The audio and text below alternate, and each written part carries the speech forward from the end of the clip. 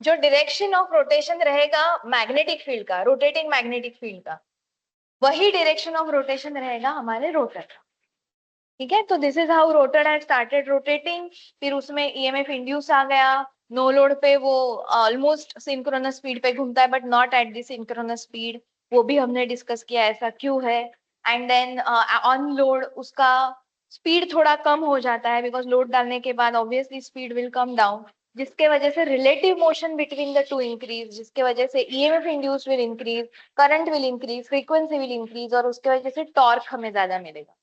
तो torque is nothing but ये दो कंडक्टर्स जो अपोजिट है अभी, उनपे जो फोर्स लग रहा है, that force is equal and opposite ये दो कंडक्टर्स पे, and it is separated by a certain distance, तो इसको कहते हैं टॉर्क। टॉर्क मतलब it is nothing but a rotational force, but force rotational कब होगा, जब वो सर्टेन डिस्टेंस पे इक्वल एंड अपोजिट काम कर रहा है, तभी वो टॉर्क रोटेशनल फोर्स होगा। अदरवाइज आप किसी भी चीज को एक ही जगह से एक ही डायरेक्शन में खींचोगे तो वो लीनियर फोर्स होने वाला है। वो रोटेशनल कब होगा, जब वो force equal and opposite direction में काम कर रहा है सेपरेटेड बाय सर्टेन डिस्टेंस, तो उसको कहते हैं टॉर्क। तो कोई भी मोटर में जैसे हमारे electrical parameters voltage current power factor important है, आउटपुट साइड पे हमारा जो आउटपुट है it is a mechanical output, तो उसी तरह से मैकेनिकल आउटपुट के ये पैरामीटर्स है स्पीड एंड टॉर्क। क्लियर? तो स्पीड एंड टॉर्क हमें आउटपुट पे मिलता है जो हम मेजर करते हैं। टॉर्क अगर हमारे पास इक्विपमेंट लगाए हुए हैं तो हम मेजर कर सकते हैं, otherwise we have to calculate. Okay, alright. तो हमने उसके बाद बहुत सारा डिस्कशन किया था कि स्टेटर का स्पीड, स्टेटर मैग्नेटिक फील्ड का स्पीड, रोटर का स्पीड, रोटर मैग्नेटिक फील्ड का speed, all that we had discussed, and we introduced one important parameter जो है slip. Slip is the difference between synchronous speed जो हमारे rotating magnetic field का speed है ns and the rotor speed. तो slip का formula है ns minus nr upon ns because slip को we compare with the synchronous speed, और अगर ये percentage है so we multiply it by 100.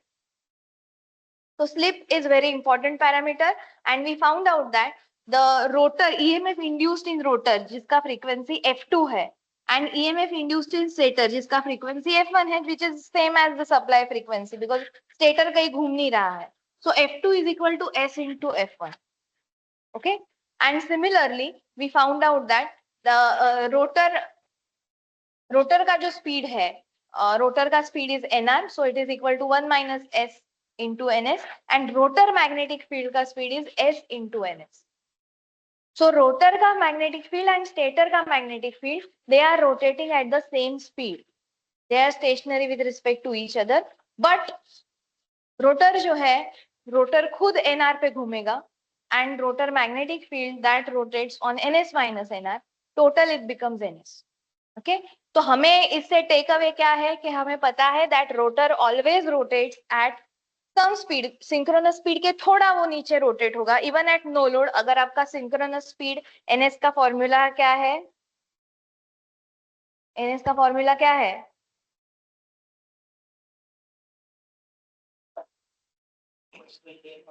One 120 f upon P. तो 120 f अपॉन पी अगर मेरा मोटर 4 पोल मोटर है तो एनएस कितना होगा,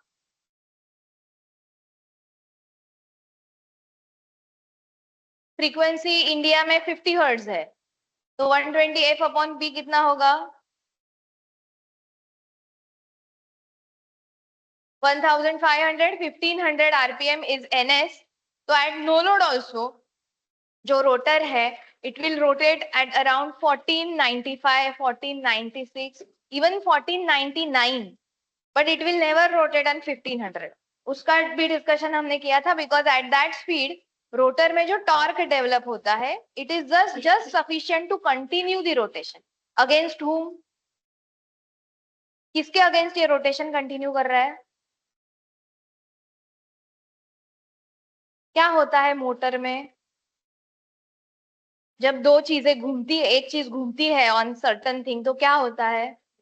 फ्रिक्शन लॉस। तो फ्रिक्शन लॉस को ओवरकम करके सिर्फ रोटेशन कंटिन्यू करने का काम वो जो, बिकॉज रिलेटिव स्पीड जो है वो डिसाइड करेगा कितना टॉर्क प्रोड्यूस होगा। तो इतने कम रिलेटिव स्पीड डिफरेंस में जो टॉर्क प्रोड्यूस होगा वो सिर्फ इनफ होगा कि वो फ्रिक्शन के अगेंस्ट अपना रोटेशन कंटिन्यू करे, ना कि स्पीड बढ़ाए। ओके, तो स्पीड बढ़ते जाएगा initially, because initially rotor will be at stand still, NR is 0, तो एनएस माइनस एनआर जो है वो एनएस होगा, इसीलिए टॉर्क मैक्सिमम होगा at the starting, and then it will go on increasing, right?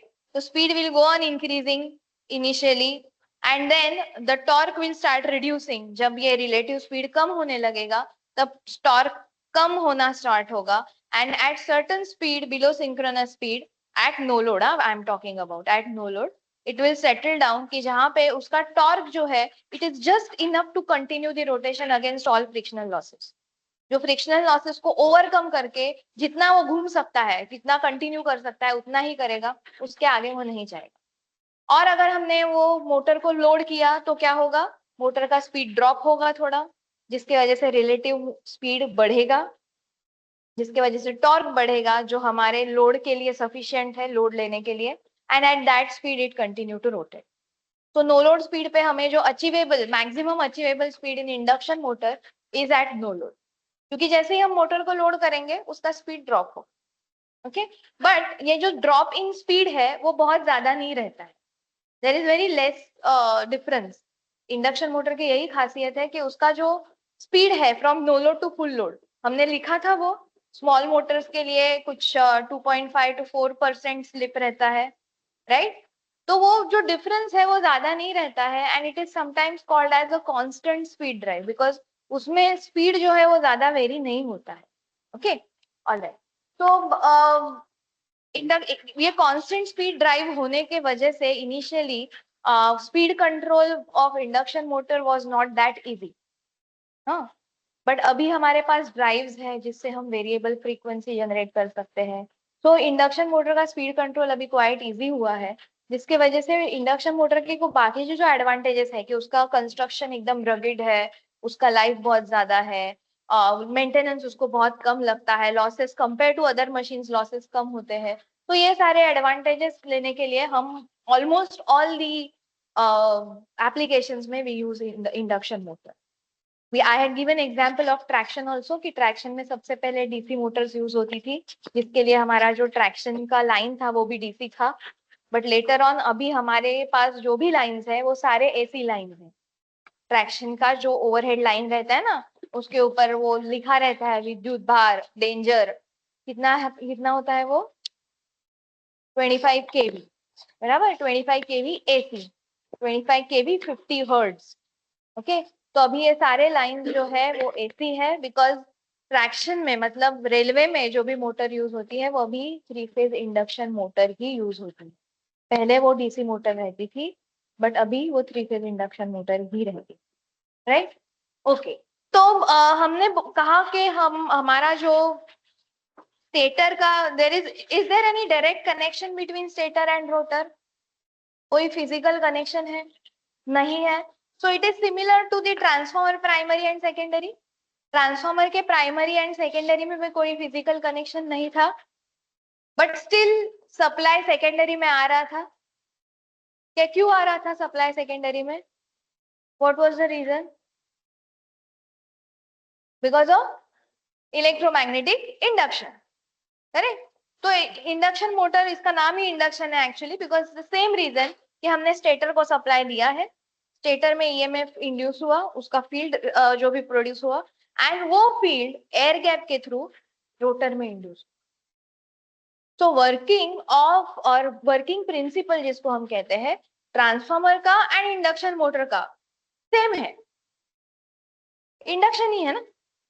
So if you see बाकी के most of the colleges के सिलेबस में, बिकॉज डीसी मोटर थोड़ा इजी पड़ता है या वो अभी ज्यादा यूज नहीं होते तो उसका कम पार्ट सिखाना पड़ता है, इसीलिए मोस्ट ऑफ द कॉलेजेस के सिलेबस में ट्रांसफॉर्मर एंड डीसी मोटर एक साथ है, बट हमारे सिलेबस में ट्रांसफॉर्मर एंड इंडक्शन मोटर एक साथ है, बिकॉज दोनों का वर्किंग प्रिंसिपल सेम है।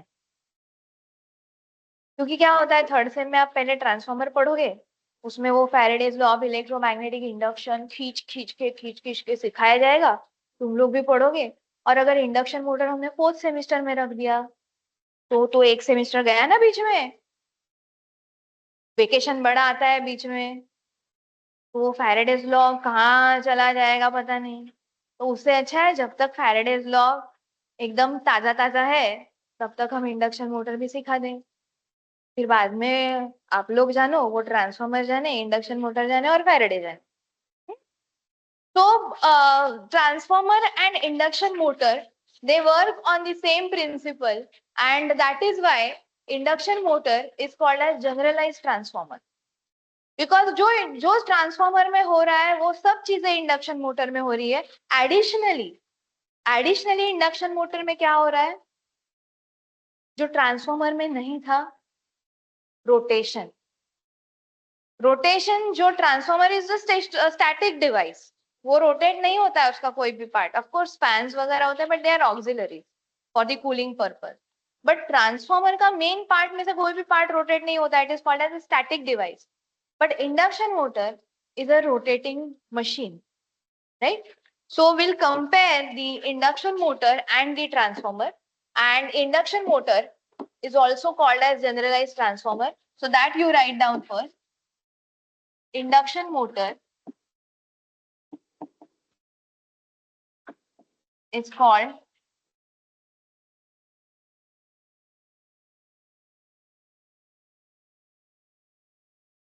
generalized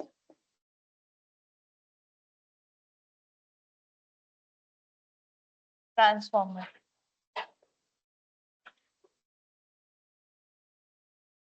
As both of them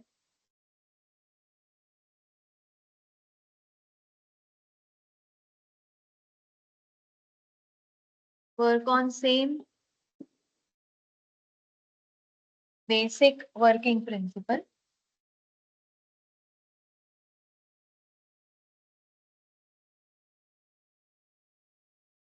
principal का स्पेलिंग बराबर लिखना। पीएल मतलब कॉलेज के प्रिंसिपल होते हैं, एंड पीएलई मतलब वर्किंग प्रिंसिपल होता है। सेम वर्किंग प्रिंसिपल कौन सा है? वो सेम वर्किंग प्रिंसिपल क्या है? Faraday's law of electromagnetic induction.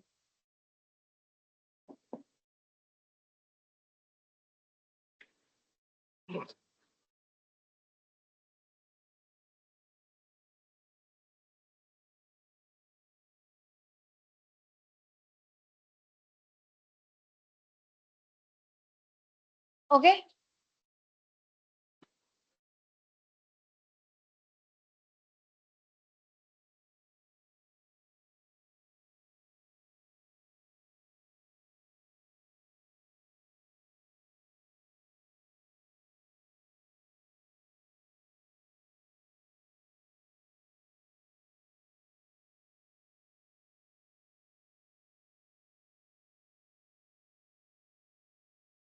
Right.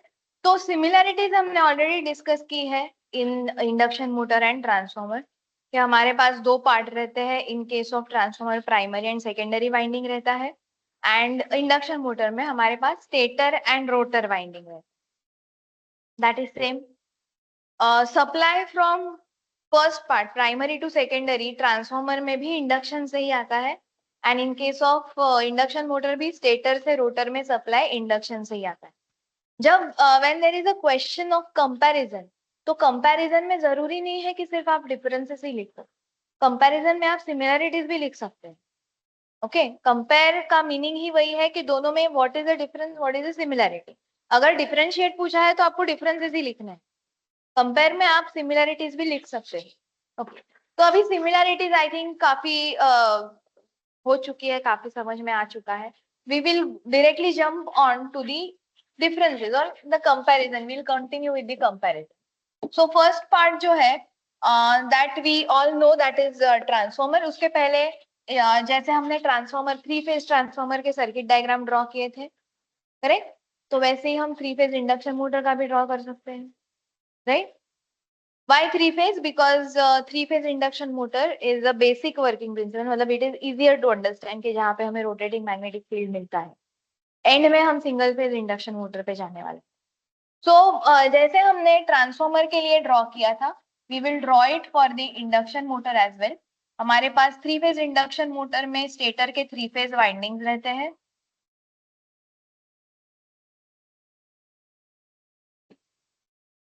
Okay ये एक वाइंडिंग में there is a EMF induced E1 in each winding, and we get here this is VL, that is the line voltage. We have applied three phase balance AC supply.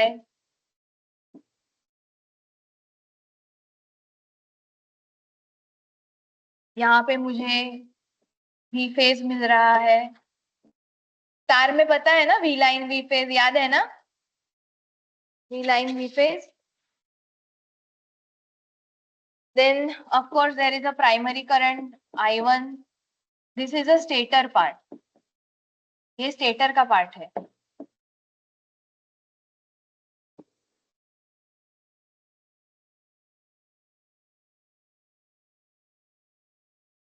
okay?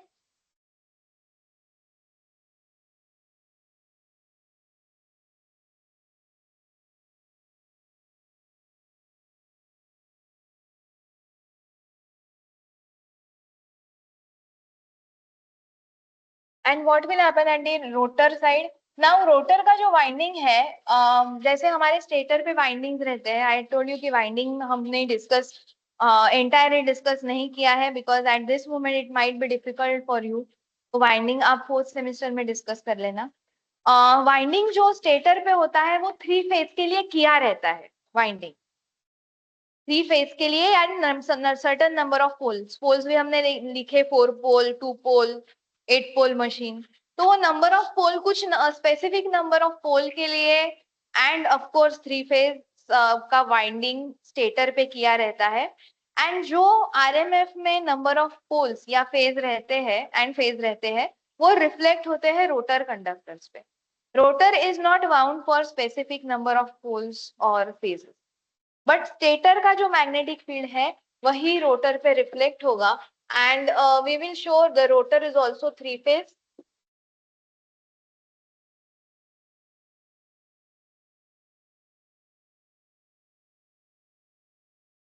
Generally हमारा जो rotor होता है it is short circuited. Rotor में जो EMF induce हो रहा है we will call it as E2, and because of which जो करंट फ्लो हो रहा है I will call it as I2.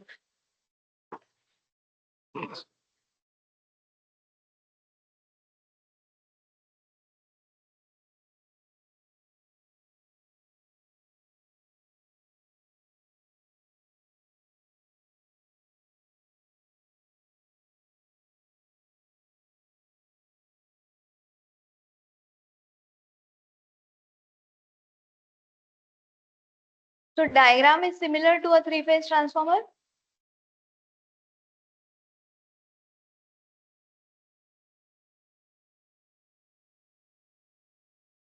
अगर ये ट्रांसफॉर्मर रहता तो वो जो E1 E2 है वो किस पे डिपेंड करते? E1 E2 हम कौन से फॉर्मूला से देते हैं? EMF equation. क्या है EMF equation? E1 is equal to, हाँ, E1 is equal to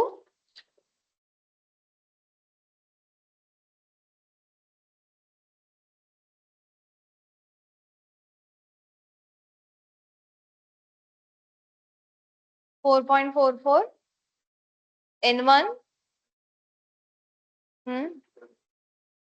5M into frequency, right. ये है हमारा ईएमएफ इक्वेशन का फॉर्मूला. और DSY it will come into the revision जो ट्रांसफॉर्मर में हमने ऑलरेडी डिराइव किया था. Okay so by the diagram हम हमारा जो ये डायग्राम है which is circuit diagram, so it is similar to transformer only. जो ट्रांसफॉर्मर का थ्री फेज का स्टार स्टार ट्रांसफॉर्मर जो था तो उसी के जैसा ये डायग्राम है. Of course at the secondary side it is short circuited, but for transformer it gives V2, वो ओपन सर्किट रहता है जिसके आगे हम लोड कनेक्ट करते हैं, ठीक है। So this is the only difference. So if you compare the transformer and the induction motor, this is the short form of transformer, induction motor. तो सबसे पहले ये सब जो इंडक्शन वगैरह हो रहा है वो किसके वजह से हो रहा है? विच magnetic field?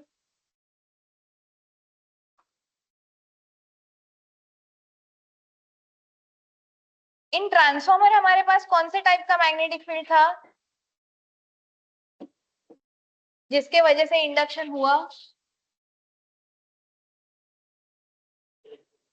Which type? Electromagnetic field तो सब है, कोई भी करंट से इलेक्ट्रोमैग्नेटिक फील्ड प्रोड्यूस होता है, बट ट्रांसफॉर्मर में हमने डिस्कस किया था कि इंडक्शन होने के लिए कौन सा टाइप ऑफ मैग्नेटिक फील्ड चाहिए और हम कौन सा सप्लाई देते हैं ना? Magnetic field I am asking about, alternating magnetic field. अगर हम ट्रांसफॉर्मर को डीसी सप्लाई देते हैं तो ट्रांसफॉर्मर वर्क करेगा क्या? क्यों?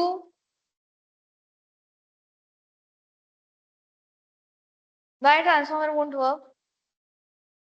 तो क्या होगा? अल्टरनेटिव मैग्नेटिक फील्ड नहीं है तो there will not be flux linkage or any rate of change of flux, so there will be no induction. Induction होने के लिए कौन से कंडीशंस सेटिस्फाई होने पड़ते हैं इंडक्शन के लिए?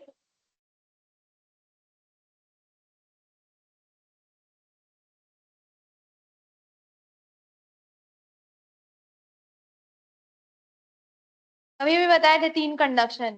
फैराडेज ही है ये, कुछ अलग नहीं है. यू शुड हैव फर्स्ट, सबसे पहले आपको क्या चाहिए इंडक्शन होने के लिए? हाँ, सबसे पहले करंट तो फ्लो होगा, उससे क्या होगा? मैग्नेटिक फील्ड चाहिए. सेकेंड चीज क्या होनी चाहिए? जिसमें इंडक्शन होता है वो कंडक्टर चाहिए. एंड थर्ड वेरी इंपॉर्टेंट, जिसके बिना इंडक्शन नहीं होगा, rate of change of magnetic field. मतलब वो दोनों के बीच में रिलेटिव मोशन चाहिए, जो अगर हम डीसी सप्लाई देंगे तो ऑब्वियसली नहीं होगा. And we have to give AC supply, जिसके वजह से जो मैग्नेटिक फील्ड जो ट्रांसफॉर्मर में रहता है, it is a type of alternating magnetic field.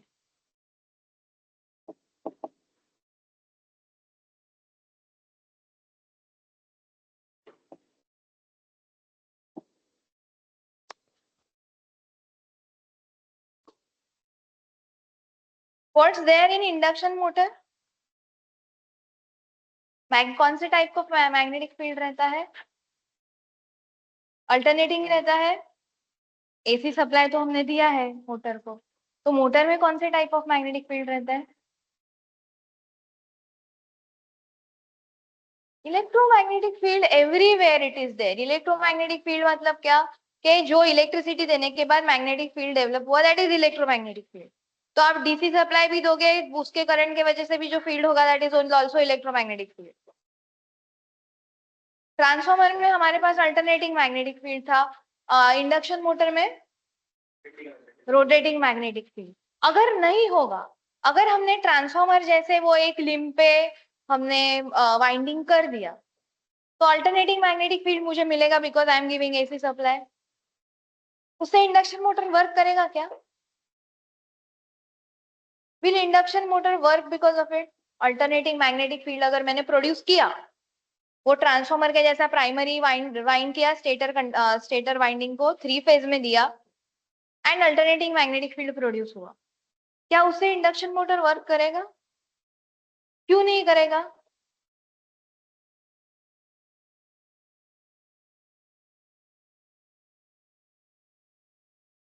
Because हमारे पास रोटेटिंग मैग्नेटिक फील्ड नहीं होगा, जिसके वजह से इंडक्शन तो होगा, induction will happen because alternating field है, बट आपको टॉर्क नहीं मिलेगा, जिसके वजह से आपकी मोटर रोटेट नहीं होगी. तो इन case of induction motor, what we have is the rotating magnetic field, जिसपे हमने ऑलमोस्ट 2 आवर्स नहीं 4 आवर्स स्पेंड किए हैं.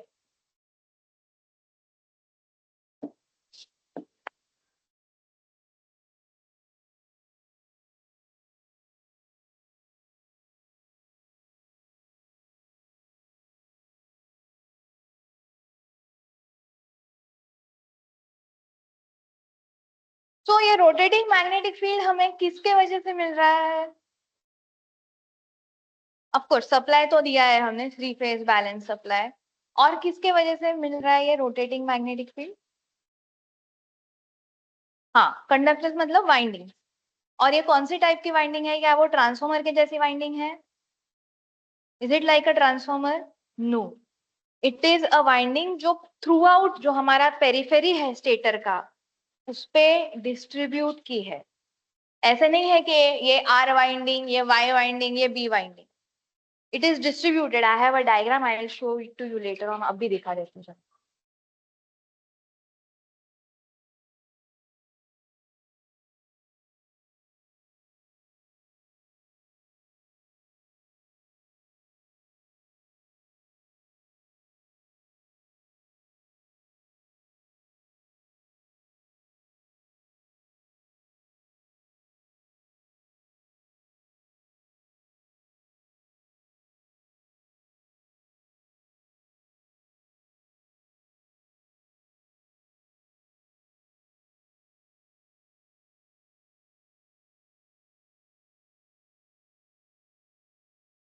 ये सबसे पहले हमने रोटर के स्टैंपिंग्स देखे थे, राइट? जिसको मैंने बताया था ये स्लॉट होता है, उसके अंदर वाइंडिंग होता है, एंड इसको टूथ कहते हैं. और ये सब स्टैंपिंग्स होते हैं बिकॉज इसमें भी हमें eddy current and hysteresis loss नहीं चाहिए.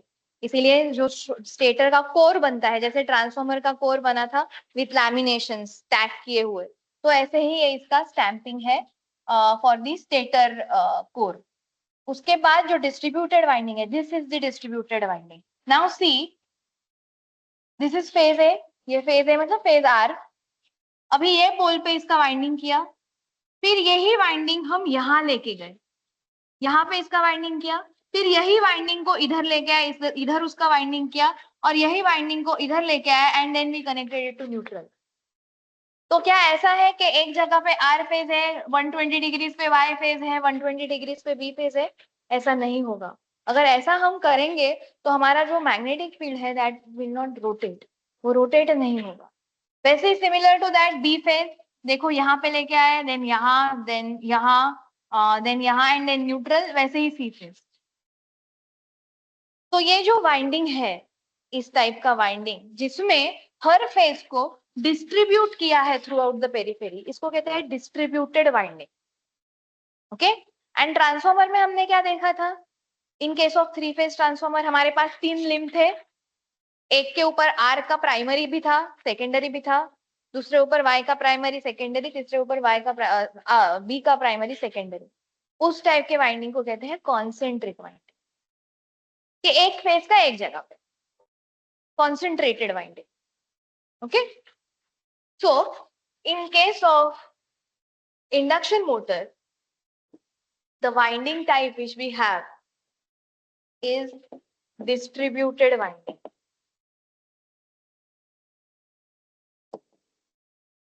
Whereas in case of transformer, we have concentrated winding.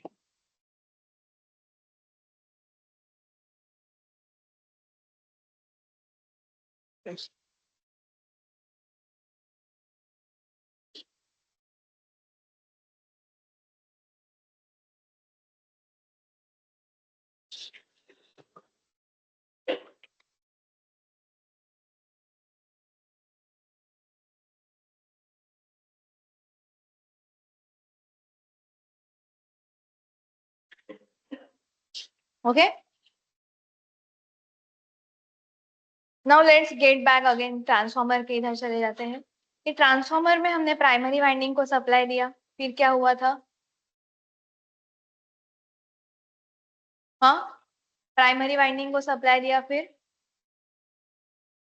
क्या हुआ? ईएमएफ इंड्यूस हुआ प्राइमरी वाइंडिंग में, जिसके वजह से फ्लक्स डेवलप हुआ। ये फ्लक्स कहाँ डेवलप हुआ था? फ्लक्स किसके कहाँ पे डेवलप हुआ था ट्रांसफॉर्मर के केस में? कोर के अंदर। तो हमारे जो मैक्सिमम फ्लक्स है, हमने कोर को लिंक करवाया, और जो लीकेज फ्लक्स था उसको अकाउंट में लेने के लिए हमने एक्सेल इंट्रोड्यूस किया, एंड लीकेज रिएक्टेंस वगैरह, वो बात की बात। बट हमारा मेजॉरिटी जो फ्लक्स था वो कहाँ पे था? कोर में। अभी ये मोटर में link between stator and rotor कौन है? It is air gap, it is not the core. तो हमारा जो मेन फ्लक्स रहेगा इन case of induction motor, that will be inside air gap. जो म्यूचुअल फ्लक्स जिसको हम कहते हैं, म्यूचुअल मतलब क्या? जो दोनों को लिंक करता है, जिससे पावर ट्रांसफर होती है। तो म्यूचुअल फ्लक्स जो है वो एयर गैप में रहेगा। And air gap mutual transport होने का डिसएडवांटेज क्या है? उसका उसका क्या ज्यादा रहता है? Reluctance is more, reluctance offered is more. Of course, air is not a diamagnetic material जो अलाउ ही नहीं करेगा मैग्नेटिक फील्ड को पास होने के लिए, इट विल अलाउ। बट जो हमारा कोर था, कोर का मैग्नेटिक, उसका कोर का मटेरियल क्या था? कोर का मटेरियल क्या था? फेरोमैग्नेटिक। हाँ, सीआरजीओ वगैरह था, which was a very good magnetic material, कि जिसमें से बहुत कम एडी करंट हिस्टेरिसिस लॉस होते थे, बराबर। But air gap has very high reluctance, and that is why हमारा जो ट्रांसफॉर्मर था उसमें हमारा नो लोड करंट कितना था? बहुत ही कम था। But in case of induction motor हमारा नो लोड करंट उतना कम नहीं रहे, ठीक? बिकॉज कोर को मैग्नेटाइज करने के लिए बहुत कम मैग्नेटाइजिंग करंट लगता है, बट एयर गैप को मैग्नेटाइज करने के लिए it requires a lot of current. Not only current, current ही नहीं लगेगा, बिकॉज ये रिलक्टेंस है, इट इज नॉट रेजिस्टेंस। ये रिलक्टेंस है, तो ये कौन सा ड्रॉप हो गया?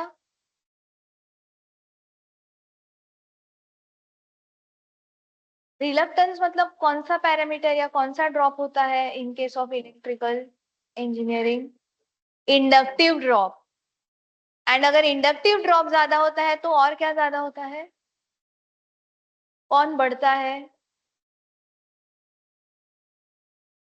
हाँ, इंडक्टिव ड्रॉप बढ़ गया ना, उसके वजह से करंट तो ज्यादा लगेगा, और क्या ज्यादा लगेगा?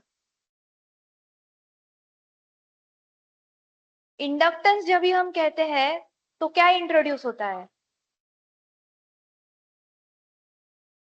Is it only voltage current? Resistance में हम सिर्फ आई स्क्वायर आर लॉस, तो वो करंट ज्यादा हो गया या वोल्टेज ड्रॉप हो गया हम कहते हैं। इंडक्टेंस के में क्या हम उतना ही कहेंगे?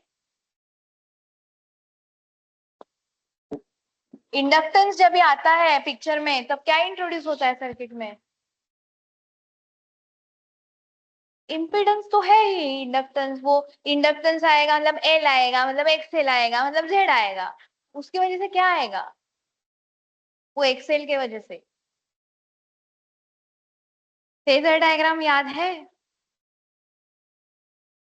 उसमें क्या आया था? एसी सप्लाई, एसी में डीसी से एसी में जाते हैं तब क्या कौन सा नया एक और पैरामीटर इंट्रोड्यूस होता है?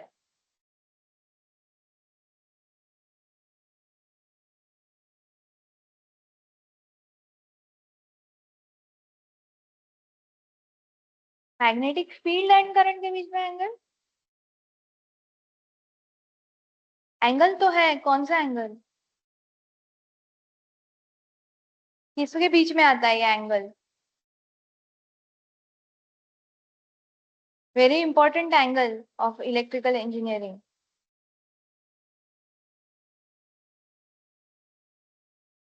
कौन सा एंगल है? Power factor angle. तो जब भी हम इंडक्टेंस की बात करते हैं, तब अगर इंडक्टिव लोड ज्यादा है तो हमारा पावर फैक्टर पुअर होते जाता है, because power factor angle increase होता है। तो इंडक्शन मोटर में नॉट ओनली जो हमारा नो लोड करंट है वो ज्यादा रहेगा, बट हमारा जो पावर फैक्टर है, बिकॉज नो लोड के टाइम पे we have not put any mechanical load, मतलब वो कोई यूजफुल काम नहीं कर रहा है induction motor, it is just producing the magnetic field. So active component is negligible, reactive component is more, and power factor, the no load power factor of induction motor is very poor. 0.2, 0.3, 0.4 के range में रहता है. Okay, all right. So we will check that in the practical जब हम वो करेंगे. So सबसे पहले the mutual flux जो ट्रांसफॉर्मर के केस में था, mutual flux in transformer is in the core.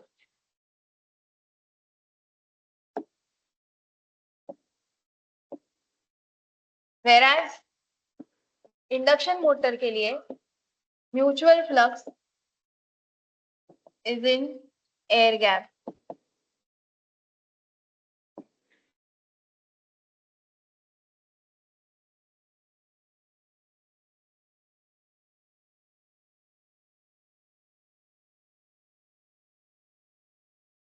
अब यहाँ पे आप लिख सकते हो कि जो रिलक्टेंस ऑफर्ड है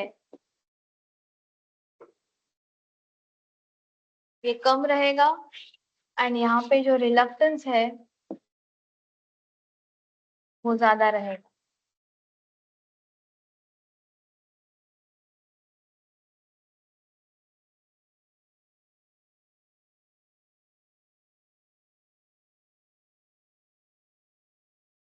So no load current in case of transformer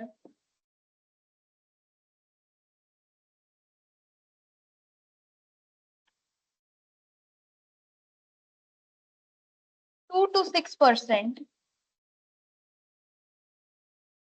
of full load current. 2 to 6% of full load current, whereas no load current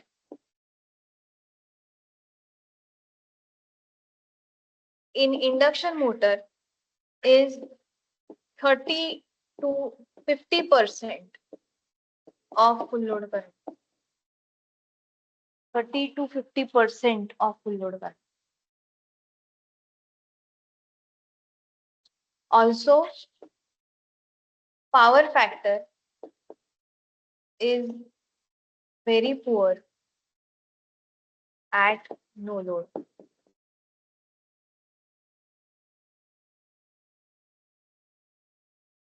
transformer में हमने नो लोड या ओपन सर्किट टेस्ट किया था, उसमें हमने पावर फैक्टर निकाला था. कितना आया था वो, या वो एंगल कितना आता है, power factor angle. Open circuit का अगर रीडिंग होगा तो देखो उसमें कैलकुलेशंस किए रहेंगे. कॉस थीटा 0 वगैरह कुछ लिखा रहेगा. 0 point cos theta, sine theta नहीं, cos theta 0.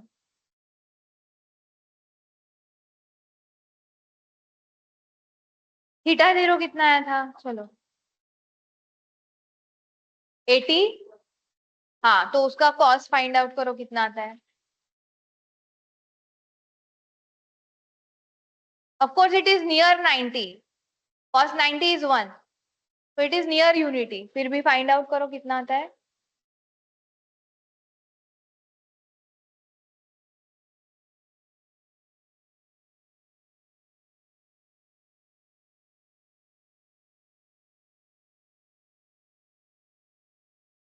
Cos of 80 point जो भी है,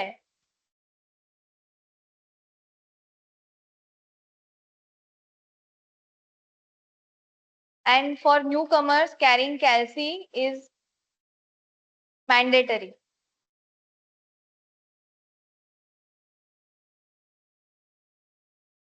जीरो पॉइंट कॉस 80 डिग्री में है.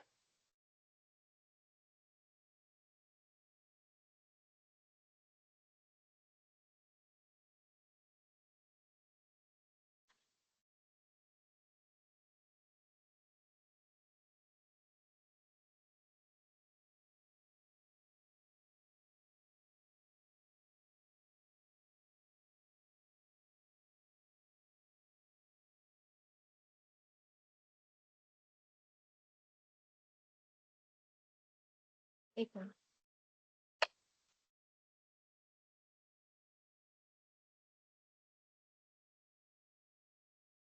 वो जो एंगल है वो किसके बीच का एंगल निकाला था आप लोगों ने?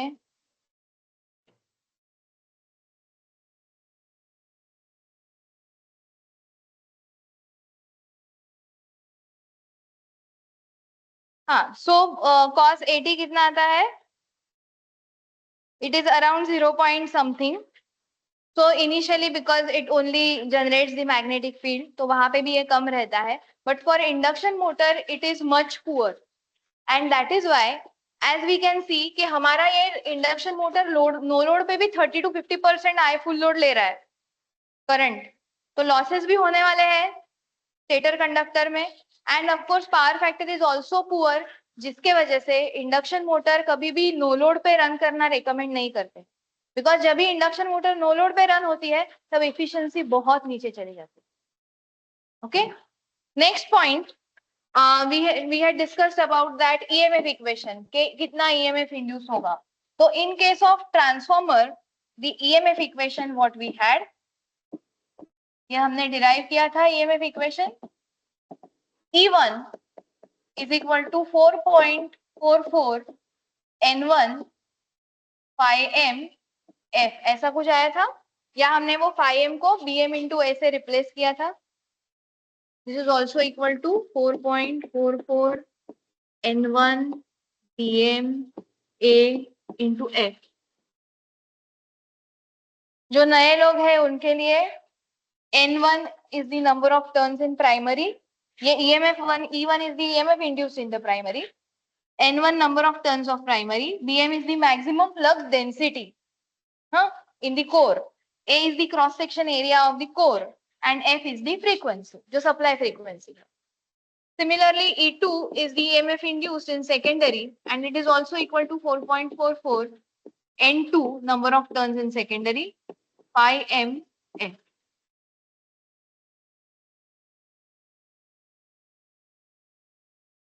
So इनमें एक ही डिफरेंस है कि यहाँ पे N1 है, यहाँ पे N2 है. तो आपके जितने नंबर ऑफ टर्न्स है according to that E1 and E2 will induce. But in case of this induction motor EMF equation में और भी कुछ चीजें ऐड होती है जो ऑफ कोर्स ट्रांसफॉर्मर में नहीं थी. So E1 is equal to, this will remain 4.44, तो सेम ही आएगा बिकॉज वो RMS वगैरह हमने उसका ये डेरिवेटिव वगैरह करके वो निकाला हुआ वैल्यू है 4.44. अभी यहाँ पे N1 नहीं रहेगा, यहाँ पे नंबर ऑफ टर्न्स होते हैं तो उसको हम T1 लिखते हैं, बिकॉज N हम स्पीड के लिए भी रिफर करते हैं. N लेटर जो है वो हम स्पीड के लिए भी रिफर करते हैं, तो यहाँ पे हम टर्न्स लिखेंगे T1 into there is something called as winding factor which is Kw1 phi m, and stator में जो EMF इंड्यूस होगा उसका फ्रीक्वेंसी होता है F1.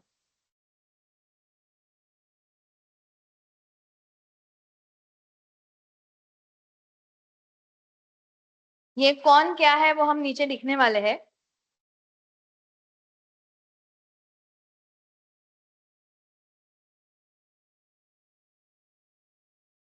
Now if I write E2 which is EMF induced in rotor conductor, तो EMF के equation का शुरुआत ही 4.44 से होता है, तो वो वैसे ही रहेगा. अभी number of turns per phase in rotor is let's say T2, फिर उसका भी एक वाइंडिंग फैक्टर आएगा Kw2. फ्लक्स जो एयर गैप में है, जो स्टेटर कंडक्टर से लिंक हो रहा है, वही फ्लक्स रोटर कंडक्टर से भी लिंक होगा, तो इसीलिए phi m चेंज नहीं होगा. एयर गैप में जो फ्लक्स है maximum flux which is phi m. यहाँ पे अभी हम Bm into A नहीं लिख सकते जैसे हमने उधर लिखा है, because A is the cross section area of core. यहाँ पे हमारे पास कोर नहीं है, हमारे पास एयर गैप है, तो phi m दोनों के लिए सेम होगा. And in case of rotor उसका जो EMF इंड्यूस का फ्रीक्वेंसी है वो अलग है, दे आर नॉट सेम. जैसे वहां पे हमने सिर्फ F लिखा था वो सेम थे, यहाँ पे EMF जो रोटर में इंड्यूस होगा उसका फ्रीक्वेंसी F2 रहेगा. And we know that F2 is equal to what, हमने लास्ट टाइम डिराइव किया था S into F1. S into F1.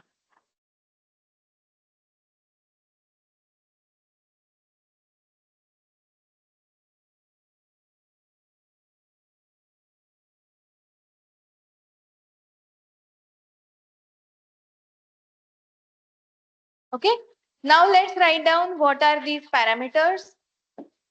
तो सबसे पहले हमारा है E1 E2, तो E1 and E2. I am not writing it for transformer because transformer का हमें ऑलरेडी पता है. EMF induced in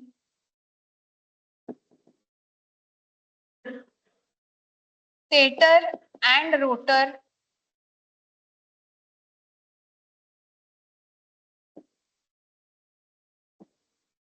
वाइंडिंग का ये शॉर्ट फॉर्म है WDG पर phase.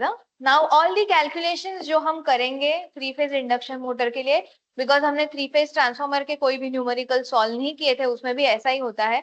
The calculations happen for पर फेज, तो पर फेज का ये कैलकुलेशन रहेगा. So EMFs induced in rotor, stator and rotor winding per phase. E1 जो है वो EMF induced in stator winding per phase है, E2 जो है वो EMF induced in rotor winding per phase. और क्या आ गया यहाँ पे T1 and T2. So these are number of turns, number of turns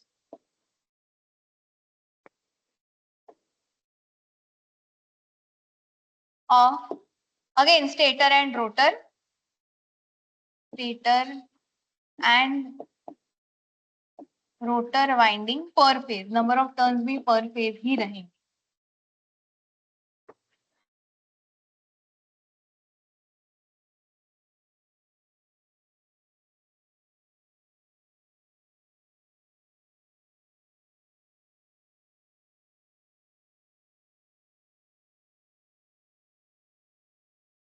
Then there is phi m.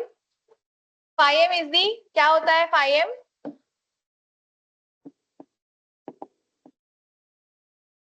Maximum value of flux.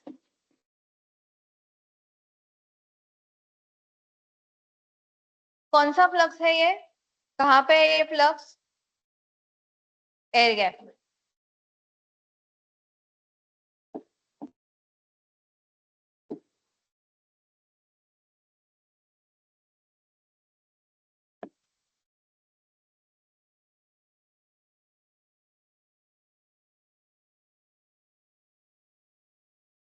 Kw1 and Kw2 are the winding factors. Winding factors क्या है? I'll tell you in short. Winding factors of stator and rotor.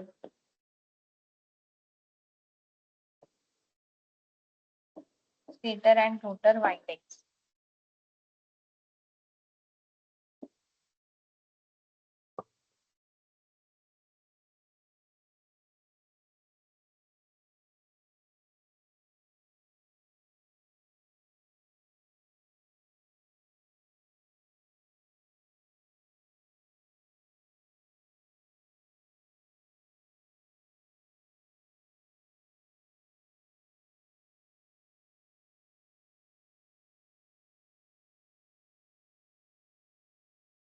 Winding factor is KD into KC, मतलब ये दो factors का multiplication है.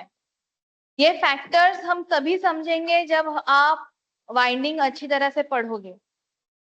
KD is the distribution factor and KC is the pitch factor. तो अभी के लिए इतना काफी है हमारे लिए.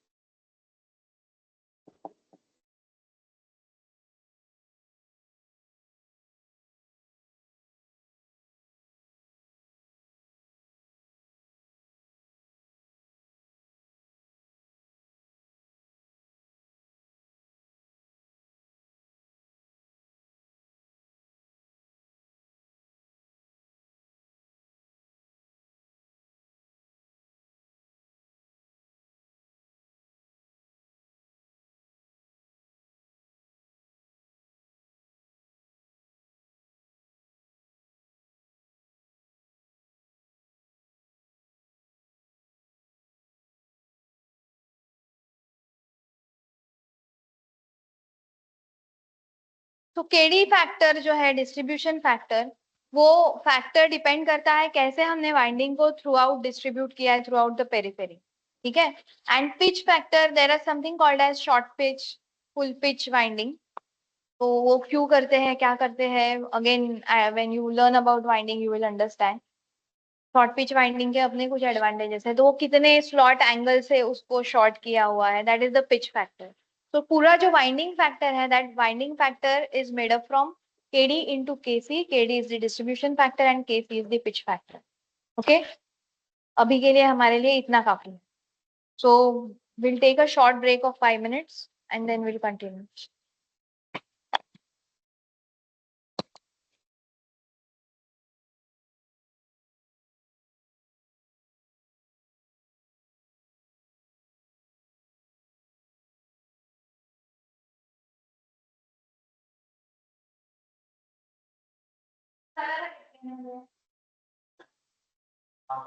हाँ?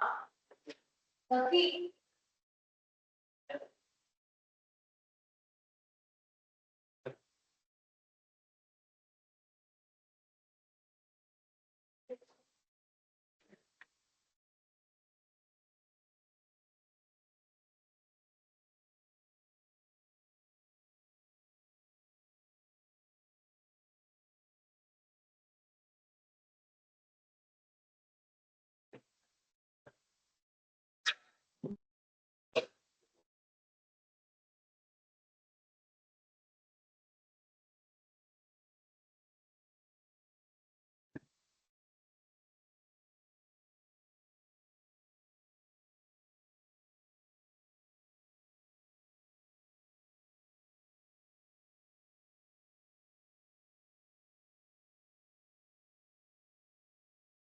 काफी लोग ने डाला है ना,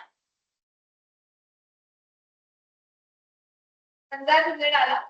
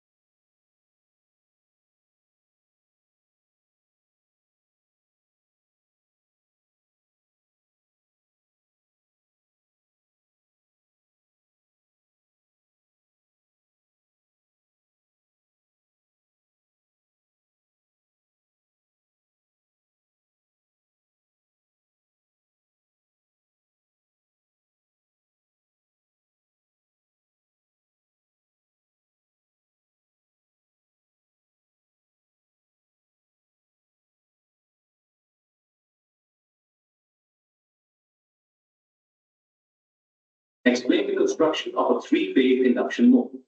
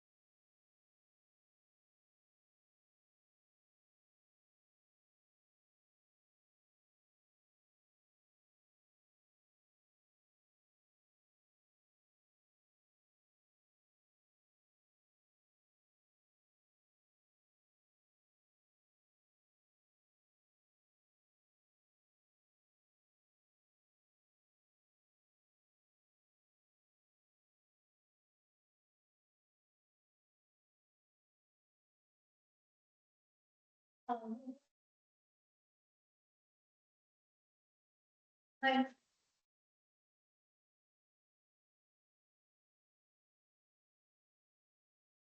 वैकेंसी हम 4 में जा रहे हैं तो इंस्टीट्यूट लेवल में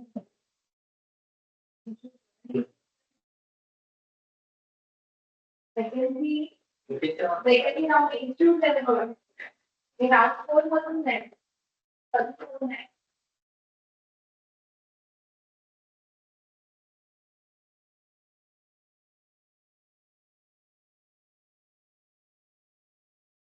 okay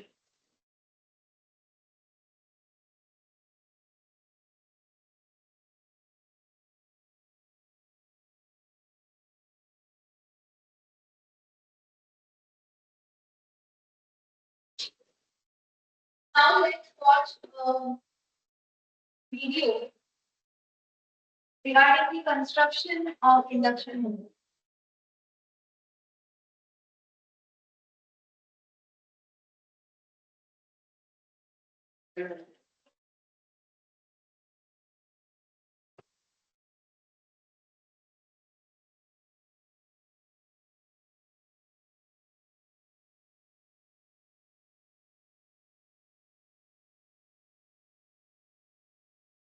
Explain the construction of a three-phase induction motor.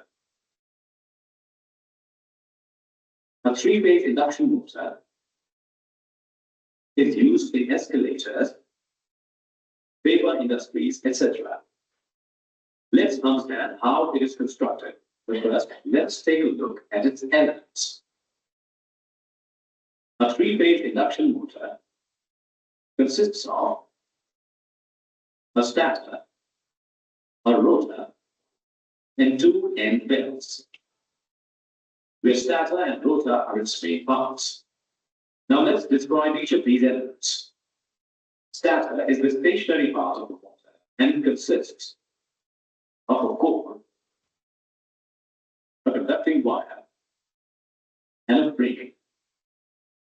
Where the stator core is made up of high-grade alloy steel rings, which are slotted on the inner periphery. These rings are insulated from each other and then laminated to form the core. Conducting wire is made up of copper wire and is used to form the stator coil.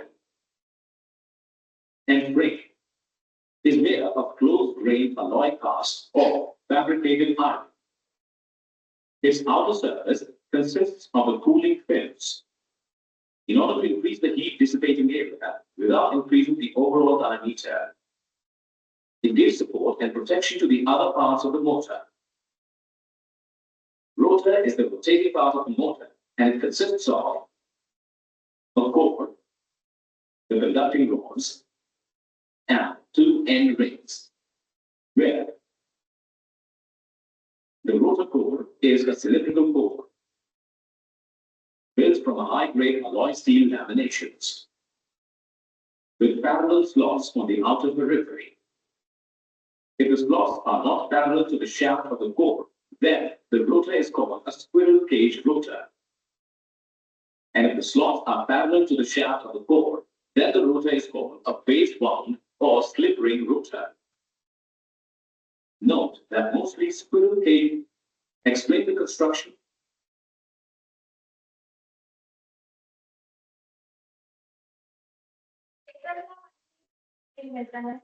Winding the factor में वो अलग-अलग होंगे. But it will be round for three-phase and to be number of poles in a stator winding. But there are two types है of rotor of induction and वही type से हमारे induction motor की दो type. जो पहला type है that is called as squirrel cage rotor. बात कर रहे हैं अभी और most of the time animation और सॉफ्ट ये बात जो रहते हैं वो पैरेलल नहीं रहते वो थोड़ा एक एंगल पे फिक्स होते हैं आगे होकर क्यूब और बनेंगे तो क्यूब होकर जैसे क्यूब है there is something fogging and crowding in the case of induction motor. The last semester में induction motor. So they are skewed. They are not parallel. Shaft और ये इधर. मतलब ये induction motor का shaft है तो इसी straight line में नहीं है. देखो ये थोड़ा टेढ़े है. They are called as skewed rotor. So spiral case induction motor में. And in case of phase wound या sweeping induction motor, उसमें रोटर में भी वाइंडिंग है. एंड ये रोटर की जो वाइंडिंग है उसके end terminal they are not directly short circuit. मतलब इसमें कैसे यहाँ पे एंट्री स्ट्रेट लाइन है, यहाँ पे इसकी वजह से ये जो रोटर पार्ट है वो शॉर्ट सर्किट हो जाए. They are already short circuit. ठीक है. बाहर से एंट्री है सर्किट कंप्लीट. आप उसमें और कुछ कर सकते हैं. बेसिकली रेजिस्टेंस निकालते हैं. But in case of rotor wound या phase wound या slip-ring induction motor, ये वाइंडिंग जो है इसके जो एंड टर्मिनल है वाइंडिंग वो यहाँ पे शाफ्ट पे लाके थ्रू दी कम्यूटेटर अरेंजमेंट. वैसे कम्यूटेटर अरेंजमेंट से ये शाफ्ट पे एंड टर्मिनल आके जुड़े हो. आप आइदर इसको शॉर्ट कर सकते हैं या फिर आप उसमें एक्सटर्नल रेजिस्टेंस ऐड कर. वो एक्सटर्नल रेजिस्टेंस ऐड करने का क्या बेनिफिट है. बट कहने का मतलब यही है कि इन केस ऑफ फेज वाउंड और स्लिपरिंग मतलब वो जो यहाँ पे रहते हैं ना वो कम्यूटेटर जैसा है स्लिपरिंग ही कहते हैं. अगर आपके कम्यूटेटर ब्रश अरेंजमेंट जैसा होगा उनकी और and there is a commutator वो कम्यूटेटर अरेंजमेंट कहते हैं. आप एक्सटर्नल रेजिस्टेंस ऐड कर सकते हैं तो वो होता है स्लिपरिंग इंडक्शन या फेज वाउंड इंडक्शन. बट उस केस में because of rotor bar it becomes very rigid construction. उसका स्ट्रेंथ बहुत ज्यादा होता है ये वाले कंस्ट्रक्शन. तो कोई साइलेंस वगैरह नहीं रहता है.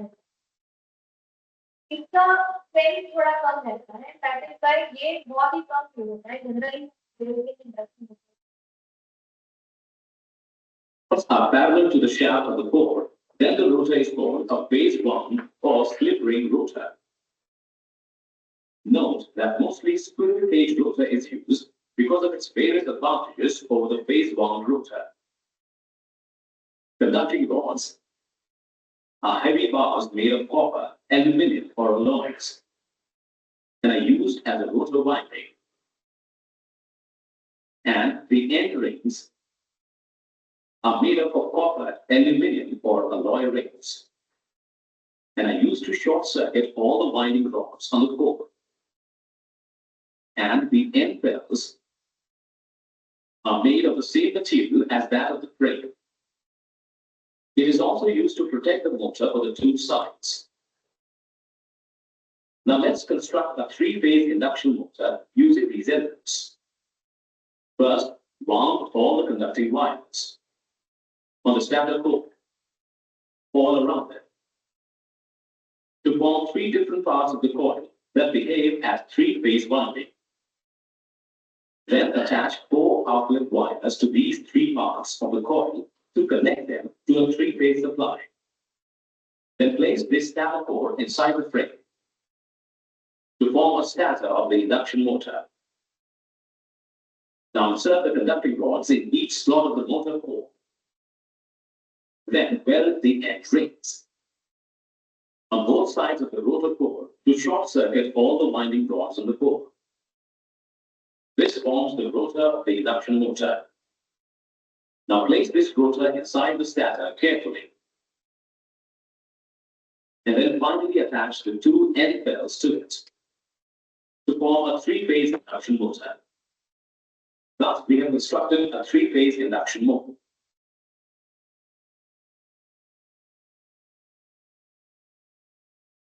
Next one more we go on construction.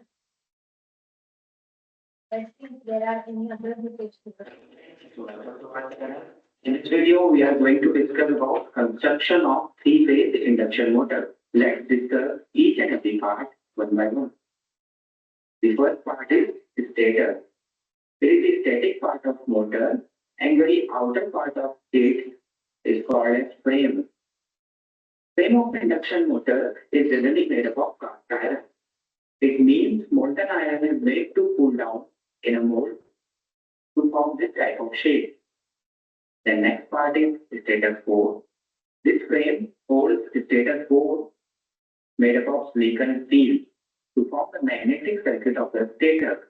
Core consists of slots on inner periphery. However, this core looks solid, but it is formed by many layers. Each layer is called as lamination, having thickness less than 0.5 millimeter. Complete core is called as laminated core. Here, core is laminated to reduce eddy time loss. Let's briefly understand this. When motor works, during that time, sending magnetic flux set up in the core. This induces electromotive force inside the metallic core.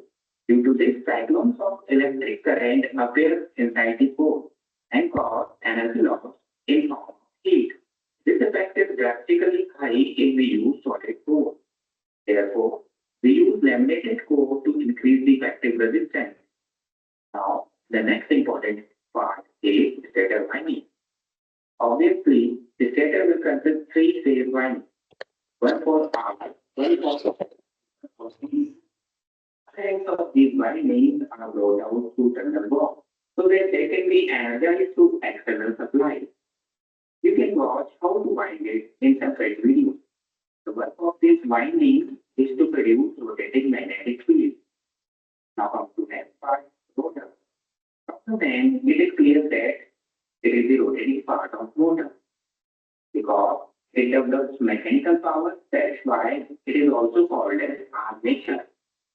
In three-phase induction motor, armature can be of two types, coil cage or phase bomb. Core of both types of rotor being almost similar. It is meant to prevent forms in lamination. Slots are made on outer periphery of these laminations, while the shafts hold in the middle.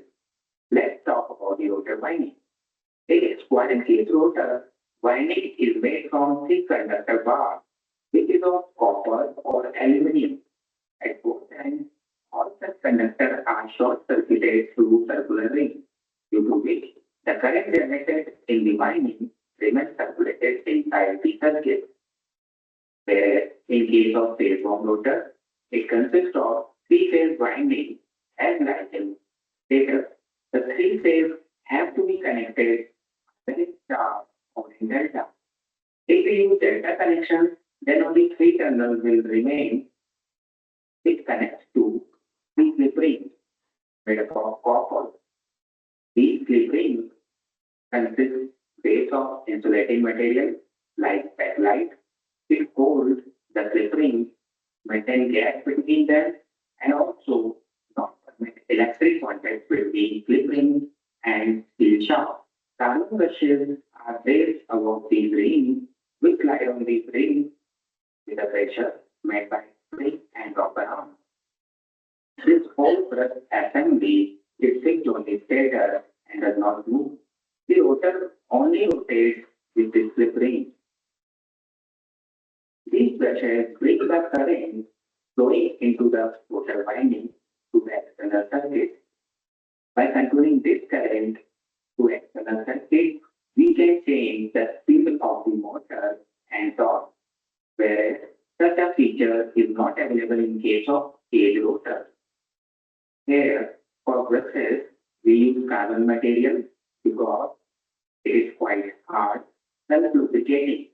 Means that as much it gets rough, it gets thin, and it has quite high resistance as compared to any other metal, which reduces sparking. The construction of cage rotor is quite simple, but speed and torque cannot be easily controlled as compared to phase bomb rotor. You can watch separate video on a comparison of both. Now on to the next part, that is terminal box. All ends of these three windings are connected to these terminals, like one end of first winding is connected to this terminal, other end of this, one end of second winding is connected to this terminal, other end from this.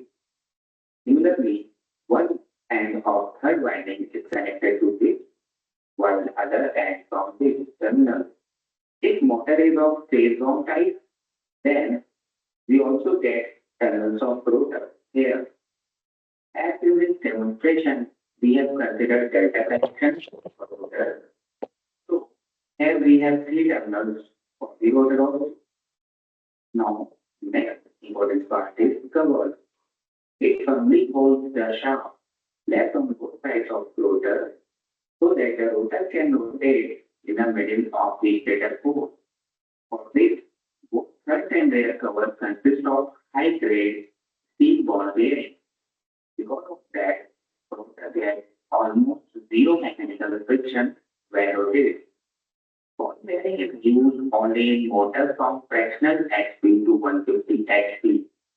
And in rating, rotor bearing is used, whereas fluid bearings are used for those motors who have ratings in megawatts, in which there is no ball or roller. The film of oil or gas is maintained between the shaft and the guide ring by the pump pressure. The remaining portion of the shaft at the back side consists of a fan, which helps the motor to remain cool down during working time. And the blades are designed in such a way that they pull air from axial direction and throws it out in radial direction. The fan cover bends the air and forces to pass between these strips, so the cooling process becomes more effective. So we have covered like almost each and every part of the induction motor. Dear friend, if you haven't subscribed to our channel yet, please subscribe and also press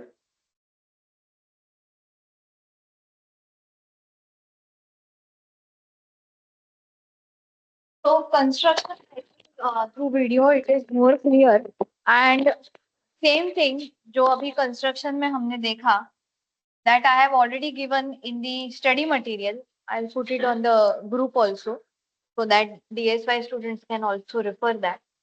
It is in here, yeah, TIM chapter 4. Okay. So the types, introduction, classification of the motor. Now ये जो classification ये single phase induction motor का है, उसको हम बाद में देखेंगे.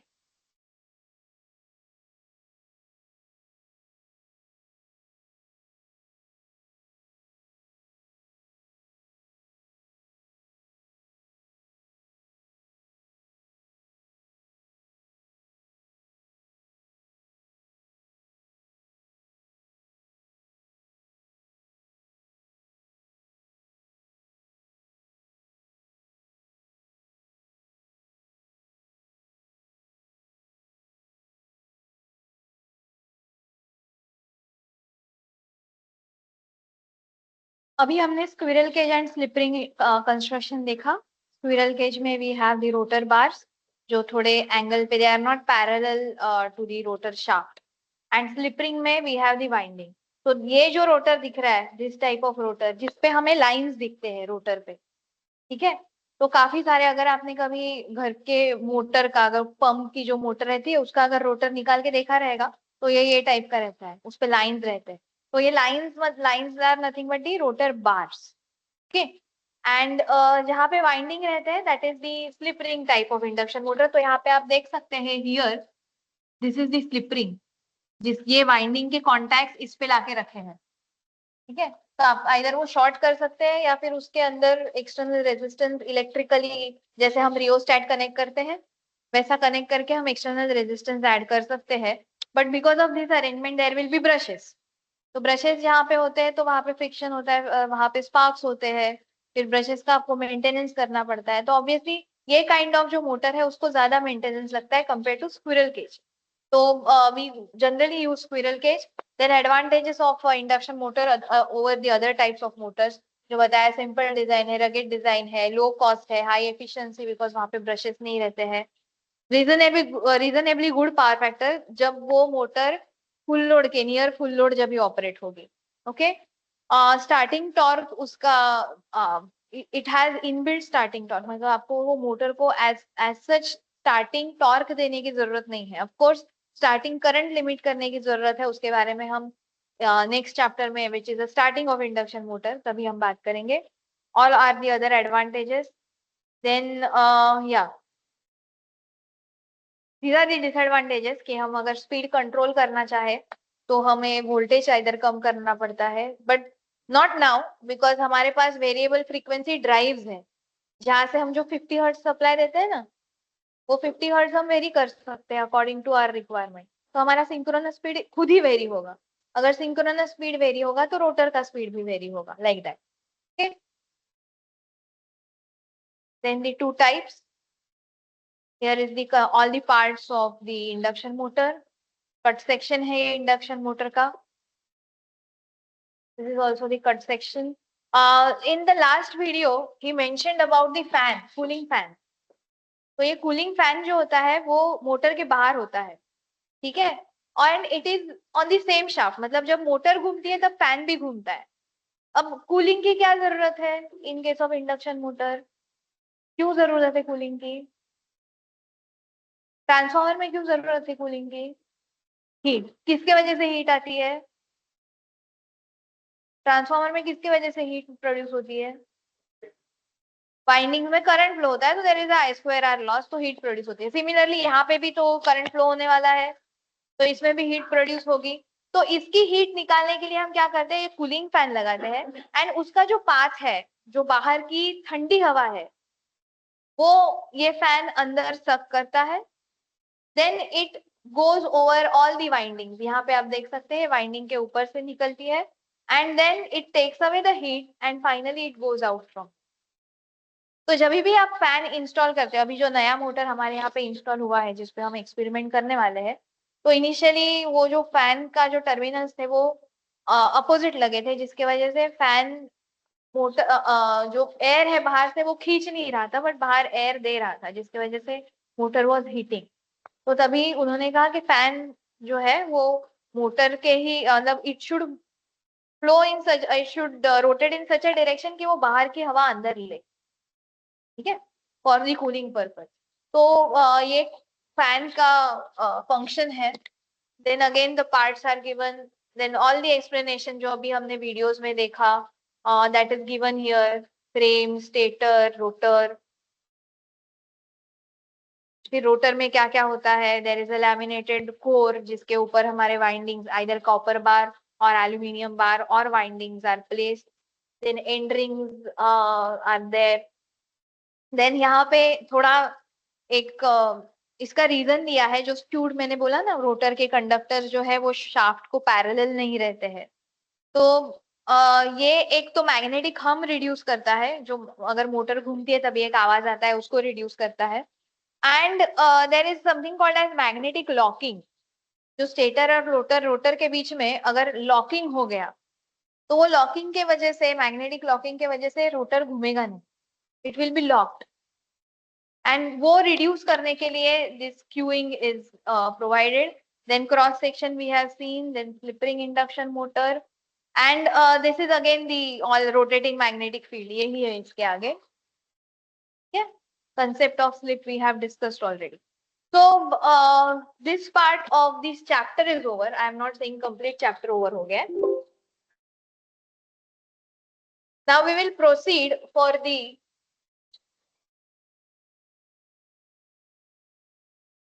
next part of the chapter, कि ये जो मोटर हम बोल रहे हैं कि मोटर घूम रही है, तो motor is all obviously it is rotating, but ये पावर कितना और कैसे ट्रांसफर हो रहा है, मुझे कैलकुलेशन तो करना पड़ेगा ना। सिर्फ मोटर बना के मतलब नहीं है, वो मोटर कितना मैकेनिकल पावर आउटपुट डेवलप करेगी, डिलीवर करेगी, वो तो पता होना चाहिए। जैसे ट्रांसफार्मर में हमारे पास एक रेटिंग था, कौन सा रेटिंग था ट्रांसफार्मर का, क्या यूनिट था उसका, KVA rating, KVA MVA transformer का रेटिंग रहता है, एंड डिपेंडिंग अपॉन वोल्टेज उसका हम करंट निकालते हैं, तो हम कहते हैं कि हम इतना फुल लोड करंट दे सकते हैं, बराबर। तो सिमिलर टू दैट अभी ट्रांसफार्मर इलेक्ट्रिकल टू इलेक्ट्रिकल देता है, बीच में ऑफ कोर्स वो मैग्नेटिक डोमेन में चला जाता है, but electrical magnetic to electrical again, but motor में क्या हो रहा है, electrical to magnetic to mechanical, बराबर। तो अभी हमारी जो पावर है वो सिर्फ इलेक्ट्रिकल नहीं रही है, and it is now transforming और getting translated into mechanical power. तो पता है कि जो पावर जनरेटर में जो मैकेनिकल पावर जनरेट हो रही है वो कितनी जनरेट हो रही है, बिकॉज फाइनली वो हमें क्या करना पड़ता है, हमें हर इक्विपमेंट जो हम यूज करते हैं उसका हमें एफिशिएंसी निकालना है, हमें इक्विपमेंट सिलेक्ट करना होता है कि मेरे पास मेरा जो लोड है वो 5 HP का लोड है, तो उसके लिए मुझे 5 HP की मोटर चाहिए। तो 5 HP मुझे कौन सी मोटर देगी, उसके लिए मुझे मोटर का कौन से पैरामीटर्स मोटर के सिलेक्ट करने पड़ेंगे, वो भी तो पता होना चाहिए। So next topic is the power generated in the motor, जिसके लिए जैसे हमने ट्रांसफॉर्मर के कुछ पैरामीटर्स लिए थे, रेजिस्टेंस, लीकेज इंडक्टेंस, इम्पिडेंस, तो सिमिलर टू दैट हम ये इंडक्शन मोटर के लिए भी पैरामीटर्स लेंगे। तो सबसे पहले इंडक्शन मोटर में मेरे पास दो पार्ट्स है, one is the stator and another is the rotor. जैसे ट्रांसफॉर्मर में मेरे पास था प्राइमरी एंड सेकेंड। तो सबसे पहला दैट इज रेजिस्टेंस। अब ये रेजिस्टेंस किसका होगा, who will offer the resistance, winding, because current उसी में से फ्लो हो रहा है। रेजिस्टेंस ऑफ वाइंडिंग पर phase.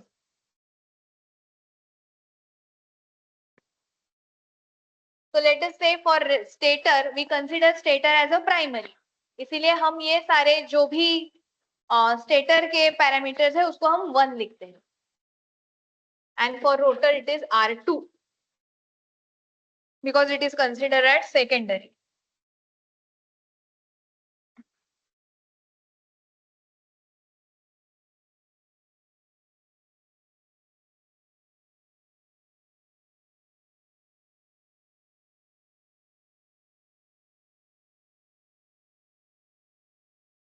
So in transformer we had R1 X1 R2 X2, वैसे ही in case of induction motor हमारे पास R1 is the R1 R2 are the resistance per of winding per phase, and we have the leakage inductance L1 and L2.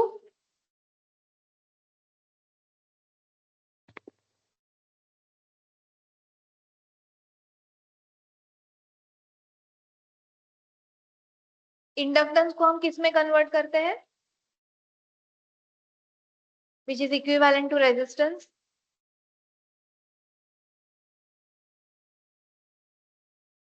Inductive reactance, बराबर।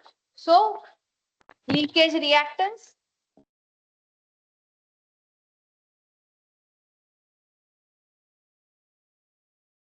और phase, and we denote inductance or reactance by X, X1 and X2.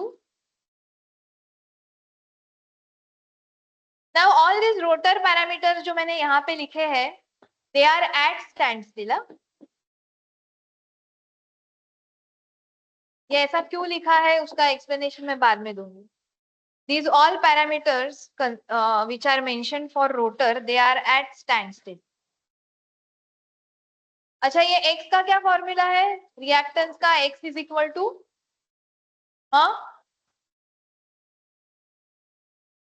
X, reactance का formula क्या है inductive reactance का, हाँ बोलो।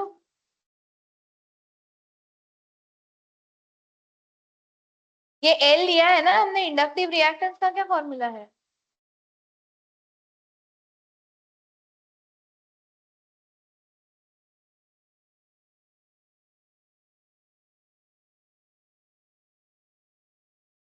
To pi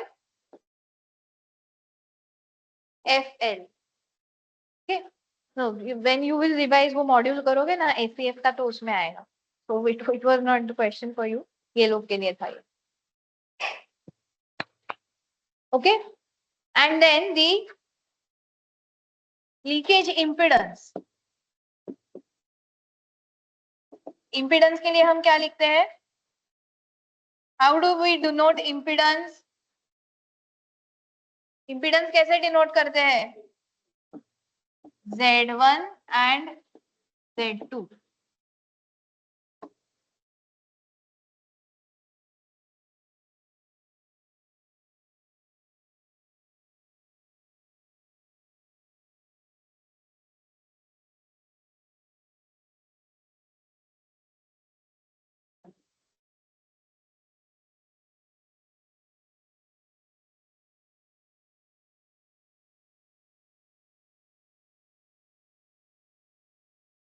okay, ये लिख लिया।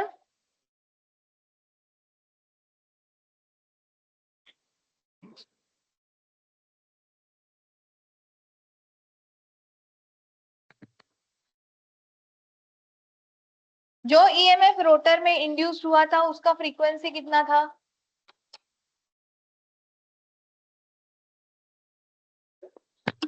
F2, and F2 is equal to S into F1. So let us write down that. वो हमने already प्रूव किया है लास्ट लेक्चर्स में. Rotor EMF induced in rotor और frequency of EMF induced in rotor winding is equal to F2, जिसको हम S into F1 भी लिख सकते हैं.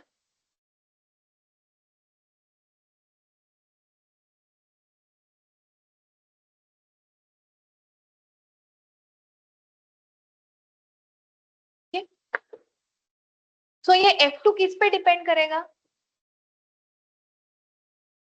F2 किस पे डिपेंड करेगा? F1 पे, which is constant. और किस पे डिपेंड करेगा? S पे. What is S? Slip. And slip किस पे डिपेंड करता है? What is the formula of slip? Slip is equal to NS minus NR upon NS. NS is क्या है? NS it is constant. जब तक हम लोग फ्रीक्वेंसी या नंबर ऑफ पोल्स चेंज नहीं करते वो कांस्टेंट है. What is NR? NR क्या है?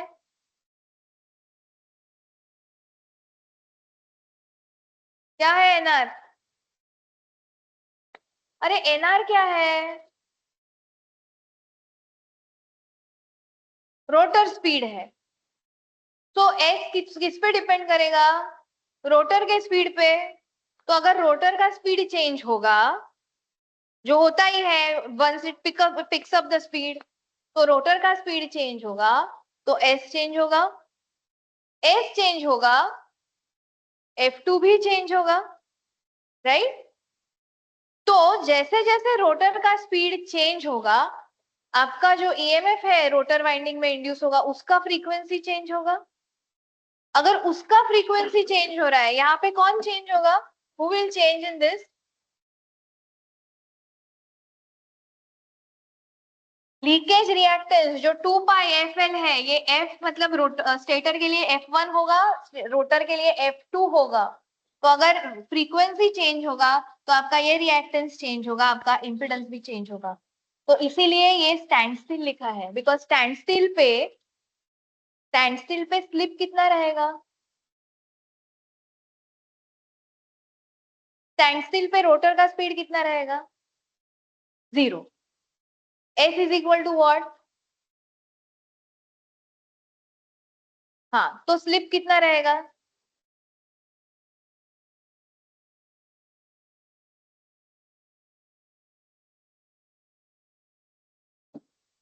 At stand still. Standstill मतलब जब रोटर घूम नहीं रहा है. At stand still NR is equal to what? NR is equal to 0. So S is equal to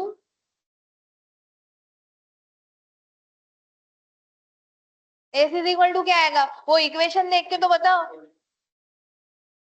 it is NS upon NS ना, ये 0 है. NS अपॉन NS क्या होगा? It is 1. So at standstill, slip is equal to 1. जैसे ही हम supply दे, क्या होता है? टॉर्क डेवलप होता है, जिसके वजह से एनआर बढ़ने लगता है. एनआर बढ़ेगा तो स्लिप क्या होगा? हाँ, कम होगा.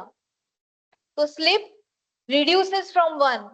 और अगर हाइपोथेटिकल कंडीशन जो हम ऑलवेज कंसिडर करते हैं कि रोटर स्पीड सिंक्रोनस स्पीड से इक्वल होगा, हाँ, that is the hypothetical condition, वो कभी होता नहीं है एक्चुअल में. बट अगर NS is equal to NR हो गया तो स्लिप का वैल्यू क्या होगा? NS एंड NR इक्वल हो गए तो स्लिप का वैल्यू क्या होगा? 0. So the slip in the torque speed characteristic जो हम बाद में प्लॉट करने वाले हैं, तो वो टॉर्क स्लिप कैरेक्टरिस्टिक में slip varies from 1 to 0. Because standstill पे स्लिप 1 रहता है जब NR 0 रहता है, एंड जब NR when hypothetically it becomes equal to NS, तब स्लिप 0 रहता है. ठीक है, तो हम जो speed torque speed characteristic plot करेंगे उसमें हमारा स्लिप जो है टू 1 to 0 वेरी होगा. Okay, that is later on. तो at stand still NR is equal to 0, slip is equal to 1. As rotor picks up the speed,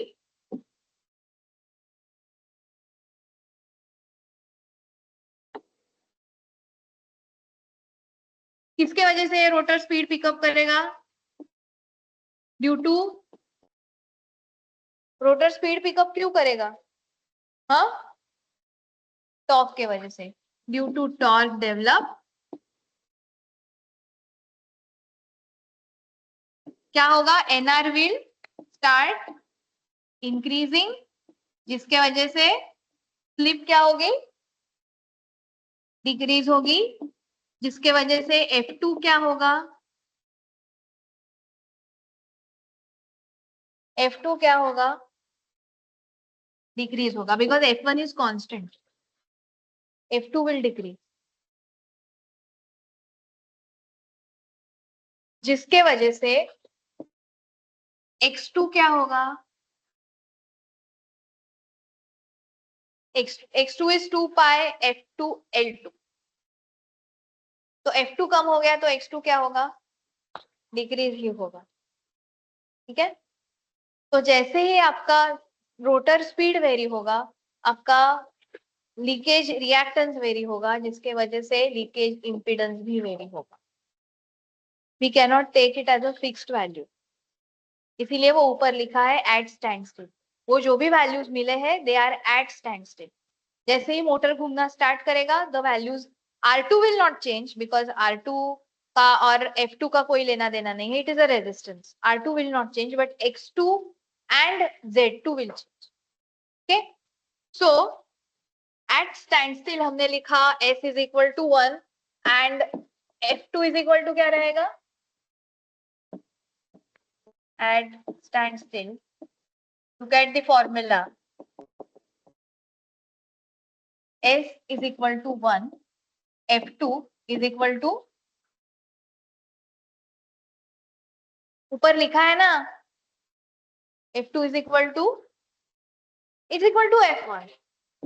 That is equal to F1, and therefore we can say that X2 is equal to, because X2 is the ये X2 क्या है? Leakage reactance at stand still. ठीक है, तो X2 is equal to, जो जिसका formula है 2 पाई F2 into L2, वो बनेगा 2 पाई F2 को हम F1 से रिप्लेस कर सकते हैं, F1 into L2. इसमें किसी को कुछ डाउट है? Should I go ahead? Okay. Now, if rotor starts rotating, if rotor rotates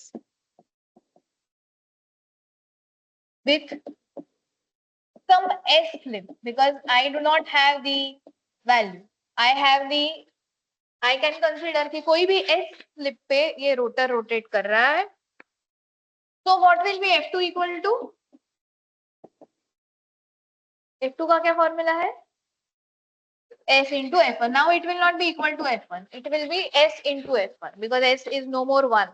S अभी 1 नहीं है और इसीलिए ये SF1 होगा. Now what will happen to the leakage reactance?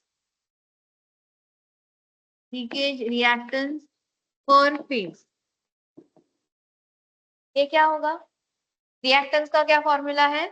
2 pi F2 L2, right? ये फॉर्मूला है. अभी F2 को किससे रिप्लेस करना पड़ेगा? SF1 से रिप्लेस करना पड़ेगा. So let's do that. 2 pi into SF1 into L2, right? अभी ये S को थोड़ा बाहर निकालू. So this is equal to S into 2 pi F1 into L2, correct? Now look at this and look at this. ये दोनों को observe कर. This is nothing but x2, बराबर? So can I write this as S into x2?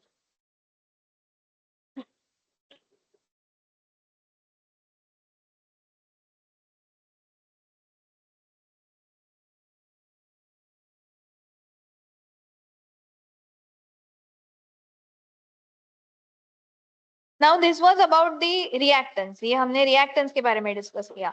But क्या हम सिर्फ reactance में interested है? अगर मुझे करंट निकालना है, अगर मुझे करंट निकालना है तो मुझे क्या निकालना पड़ेगा? हाँ, इम्पीडेंस निकालना पड़ेगा. So let's find out first impedance at stand still कितना होगा and then impedance at some slip S. समझ में आया? Leakage impedance per phase at stand still.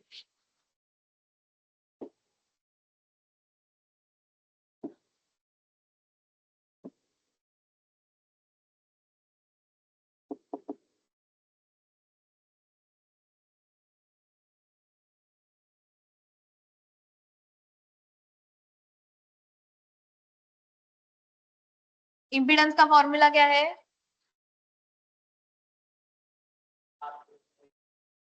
R plus JXL. But उसका हम मैग्नीट्यूड कैसे निकालते हैं? इम्पीडेंस के मैग्नीट्यूड का क्या फॉर्मूला है? Under root R square plus X square, बराबर? So what is the leakage impedance per phase at standstill? Under root. Resistance क्या है? ये सब रोटर के बारे में है, ऑफ रोटर. हाँ, R2 square plus leakage reactance कितना है स्टैंडस्टिल पे? स्टैंडस्टिल पे लीकेज रिएक्टेंस कितना है?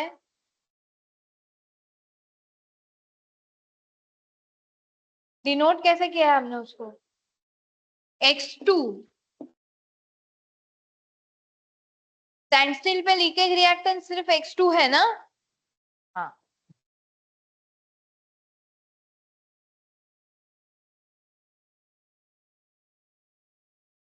ये सब ऑफ रोटर है, जो भी जितने भी हमने किए हैं.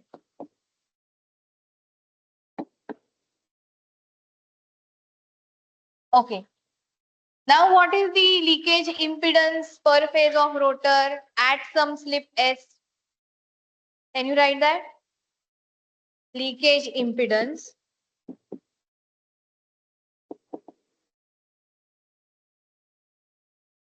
per phase of rotor at S slip.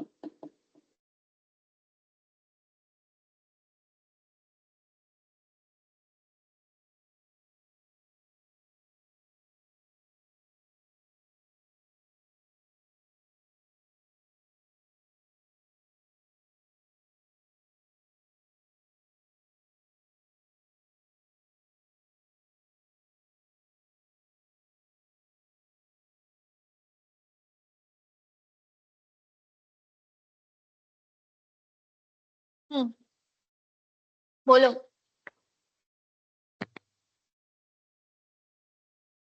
Impedance का फॉर्मूला क्या है?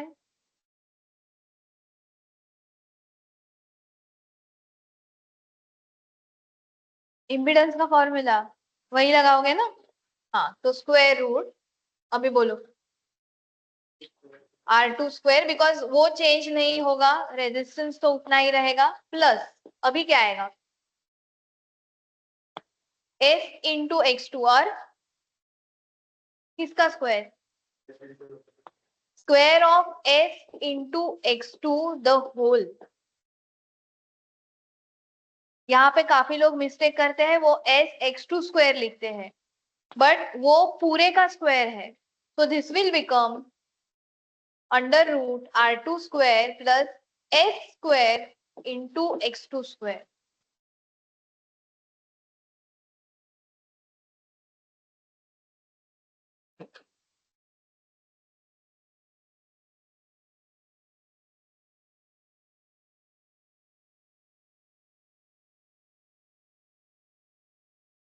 ओके, तो अभी मुझे इम्पिडेंस मिल गया, I have to reach to current, because current ही मुझे टॉर्क देने वाला है। तो करंट निकालने के लिए मुझे और क्या चाहिए? इम्पिडेंस तो मिल गया, और क्या चाहिए? Current is equal to, current का फॉर्मूला क्या है? करंट इज इक्वल टू, हाँ बोलो बोलो, V अपॉन R और V upon Z for AC। तो मुझे वोल्टेज चाहिए या EMF चाहिए?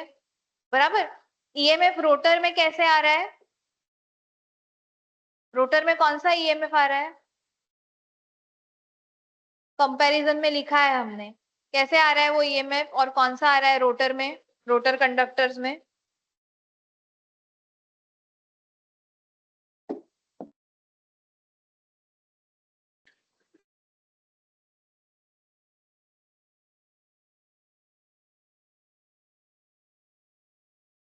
कैसे आ रहा है EMF?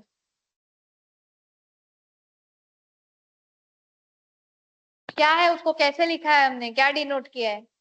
E2, बराबर। So E2 is the EMF induced in rotor conductors पर phase.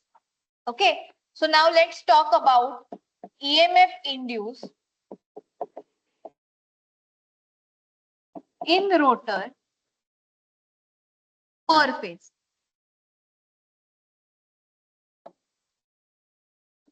per phase, okay, which is we know that it E2 है, okay.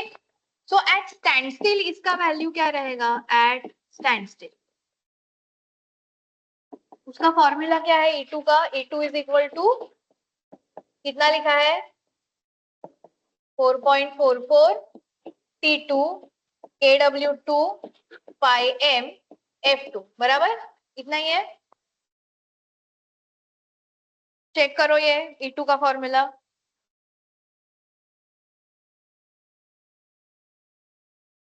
ओके, तो एट स्टैंड स्टिल क्या होता है? What happens at stand still? इसमें कोई कोई पैरामीटर को हम रिप्लेस कर सकते हैं।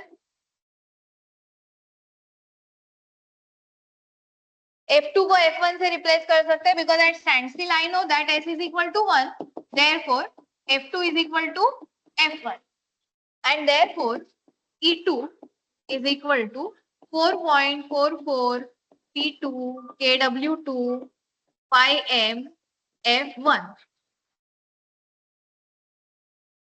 Okay, right?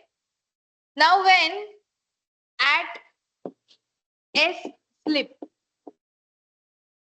जब रोटर रोटेट होने लगता है एंड स्लिप कुछ एक फाइनाइट नंबर आता है विच इज नॉट 1, हाँ, at some S slip E2 क्या बनेगा?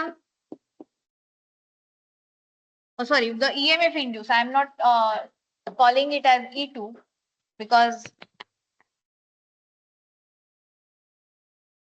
at S slip EMF induced in rotor per phase is equal to, ये फॉर्मूला है, यही का यही आ जाएगा।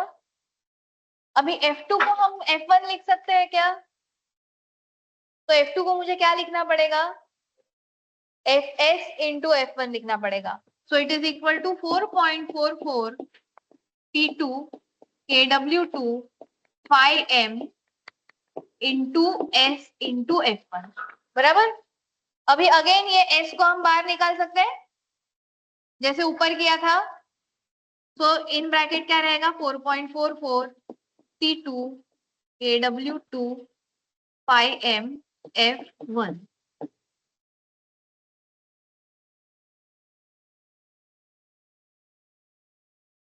बराबर। Now compare this and this, दोनों सेम है और इसको हमने क्या कहा है P2। सो ये क्या बनेगा S into E2, where E2 is EMF induced in rotor per phase at standstill।